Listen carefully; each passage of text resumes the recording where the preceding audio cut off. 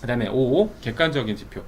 치료사에 의한 객관적인 정보. 그래서 서브젝티브에 얻은 정보를 참고해서 검사와 측정하는 것을 객관적인 그 방법이라고 합니다. 5라고 합니다. 그래서 여기에는요, 여러분들 보시면요, MMTROM, 마스, MMSE, 뭐 그다음 밸런스 스케일, MBI도 있습니다, 여러분. 그래서 기본적으로 여러분들이 쉽게 접하는 평가, 측정및 평가 수업을 아직 안 했으실 수도 있고 하실 수도 있는데, 이런 요소들이 이제 5에 대한 정보예요. 그러면은 기본적으로 이런 것들은 차트상에 지금 올라와 있는 정보들이 좀 많기 때문에 여러분들이 일단 그런 걸 가지고, 그러면 여러분들이 지금 이걸 갖다가 제대로 하시려면은 너가 해봐 라고 했을 때, 여러분 나는 MMTROM의 기본적인 방법을 알고 있는가, 마스에 대한 측정에 대한 이해도가 있는가, MBI에 대한 어떠한 지표라든지 MBI에 대한 코멘트를 쓸 수가 있는가, 아니면 MMS에 대한 내가 어떠한 평가를 할 수 있는가에 대한 능력을 여러분들이 학교에서 이제 키우고 오시는 거죠.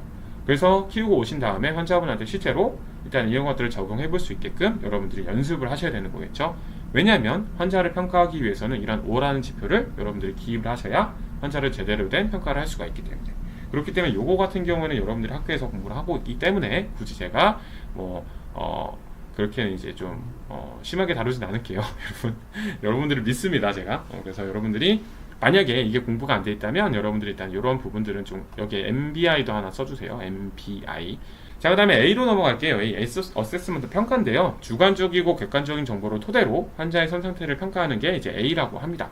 그래서 여러분들이 일단 프로블럼 리스트하고 이제 골까지가 이제 A의 항목이에요. 그래서 기본적으로 여러분들이 프로블럼 리스트 같은 경우에는 여러분들이 리스트를 적거든요. 그래서 여러분들이 S랑 O를 가지고 이 사람이 지금 뭐 가장 하고 싶은 치프 컴플레인들 중에서 여러분들이 가장 우선시되는 문제를 기입하는 거예요. 이거 적을 때 어떻게 하시는 게 좋냐면요, 가장 우선시되는 게 뭐지라고 생각하셔서 적는 것도 뭐 괜찮습니다. 그런데 뭐 예를 들어서 여러분들이 그냥 그렇게 적으시는 게 좋아요. 그러니까 이 프로블럼 리스트를 적을 때는 그냥 팁인데, 이거는 이렇게 하라니까 이 사람의 문제를 다 적습니다. 그냥 여러분들이 보이는 문제들, 뭐 예를 들어서 걸을 때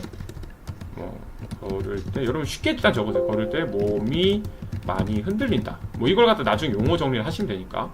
그 다음에 상지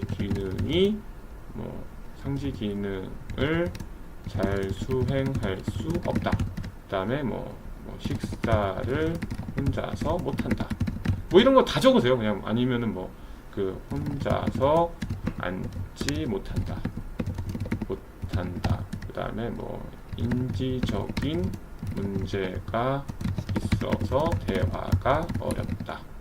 그다음에 전부 다 적는 겁니다. 그 다음에 여러분들이 몸통이 약한 것 같다. 그다음에 그냥 이게 여러분들이 큰 문제든 작은 문제 일단 다 적으시는 거예요. 일단 전부 다. 네, 전부 다 적으시는 거예요. 전부 다 적고, 그다음에 블라블라블라 해가지고 적고, 그다음에 여러분들이 여기서 선택을 하시는 게 좋아요. 그 다음에 이걸 다 그냥 적으세요. 여러분 일단은 지금 내가 잘 모르니까 전부 다 적으시는 거예요. 전부 다 적고, 그 다음에 여러분들이 이 문제들 중에서 가장 우선시되는 문제를 기입하는 거예요. 자, 여기서 중요한 게 가장 우선시되는 문제가 뭘까? 프로블럼 리스트 중에서 일단 쫙 적어요. 쫙 적고 여러분들이 우선순위를 매기셔야 되는 거예요. 그 우선시되는 문제가 어떤 걸까요? 치료사의 시각일까요? 환자의 시각일까요? 이것이 어떤 거냐면 환자하고 치료사하고 협의된 우선시되는 문제를 여러분들이 정하시는 거죠. 그래서 이분이 예를 들어서 저는 잘 걷고 싶어요. 저는 제가 지금 지팡이를 짚고 있는데, 제가 지팡이로도 지금 불안한데 저는 이 지팡이 떼고 정말 자유롭게 걷고 싶어요. 근데 저는 돈이 없어서 다음 주에 퇴원해야 돼요. 자, 이러면 이분한테 가장 우선시되는 문제를 여러분들이 고르실 때, 이 말을 듣고 여러분들이 짜게 됐을 때는 여러분들이 일단 이 전제가 잘못됐으니까 이런 협의하는 과정이 필요하겠죠. 협의를 해서 지금 환자분 같은 경우에 혼자서 일단은 그래 걷는 것도 문제긴 한데 혼자 지금 앉았다 일어났다 자체가 좀 안 되시기 때문에 이게 앉았다 일어나야지 걸으실 수 있는데 이렇게 하면 좀 너무 어렵지 않을까요? 라는 생각을 여러분들이 이야기를 하는 거죠. 자, 그러면 우리가 일단 잘 걷는 거는 저희가 조금 있고 한 주 뒤에 퇴원하신다고 하면 일단은 앉았다 일어났다를 먼저 하시는 게 낫지 않을까요? 라고 일단 설득을 해요. 환자가 근데 그건 좀 별론데, 그래 알겠어요, 그럼 이거부터 먼저 해보죠 라고 했을 때, 그 다음에 앉았다 일어났다에 대한 그런 어떤 목표가 일단 여러분들이 일단 이 사람이 이제 하는 것들이 이제 우리가 협의가 됐어요. 협의가 이 사람하고 나는 이제 이걸 하기로 했고 이 사람도 설득이 됐어. 자, 그럼 그것들 중에서 그럼 내가 문제로 적었던 것 중에서 어떠한 환자하고 협의가 된 그런 부분들, 그 협의가 됐어요. 앉았다 일어났다 하자. 그럴 때 이 사람이 가장 우선시된 문제점들을 여러분들이 체크를 하시는 거죠. 그래서 여러분들이 일단 치료에 들어가시면, 그래서 이제 여러분 그 리스트를 작성하시면 됩니다. 자, 그래서 일단 이 꼬르가 프로그램 리스트 같은 경우에 기본적으로 이런 프로그램 리스트를 쫙 다 적으신 다음에 그 리스트를 가지고 환자분하고 협의를 하는 과정이 또 거칠 수도 있겠죠. 환자분들 지금 혼자서 뭐 지금 인지적으로 혼자서 지금 식사를 못 하시는데 ADL적으로 작업치료 선생님들이 잘 하시는 이걸 갖다가 지금 조금만 하시면 식사 혼자서 하실 수 있으실 것 같거든요.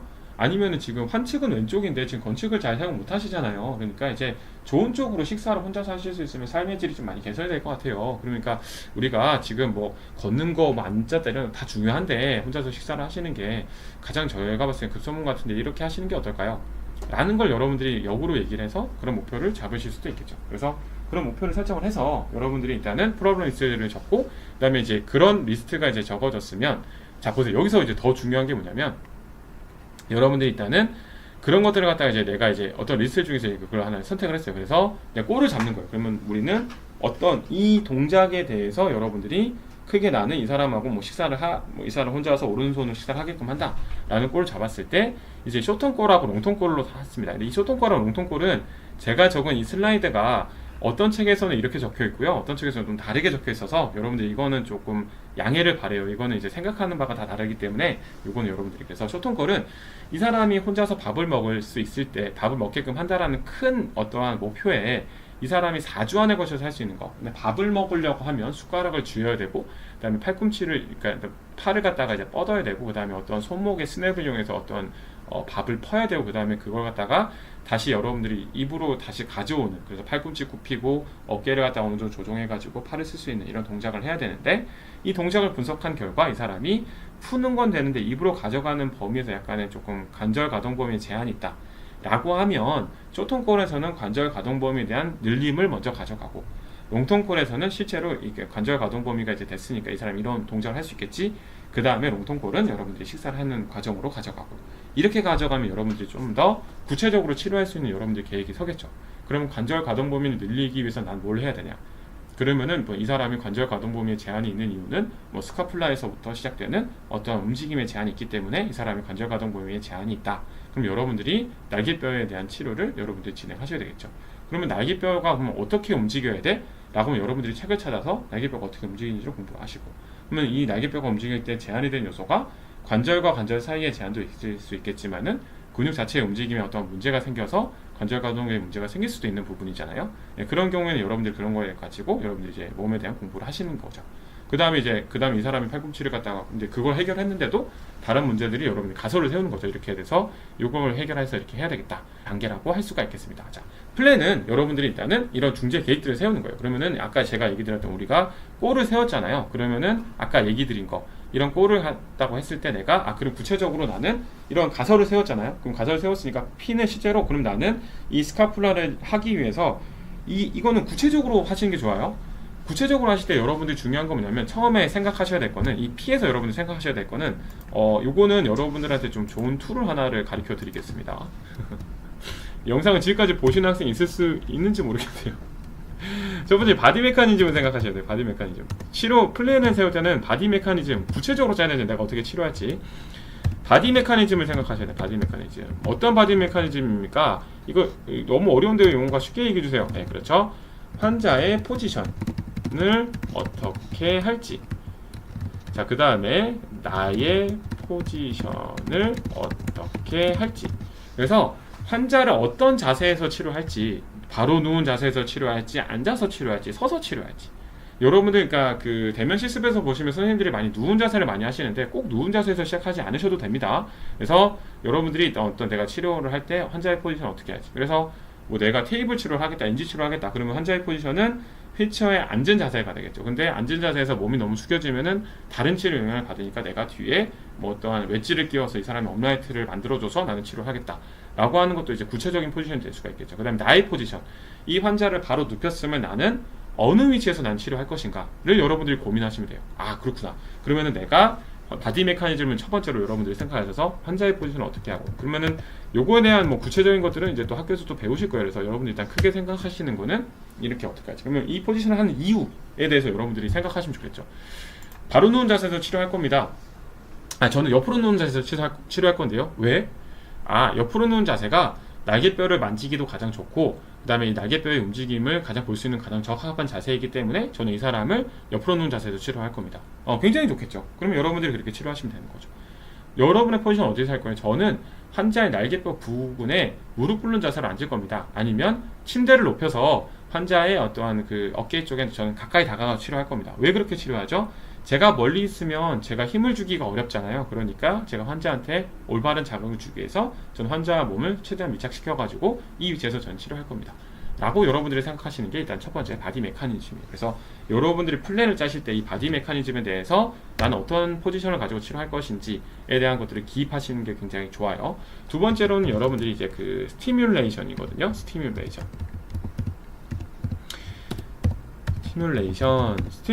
어떤 거냐면요, 자극이란 표현이잖아요. 자극. 그러면은 자극이 아니 자극. 죄송해요.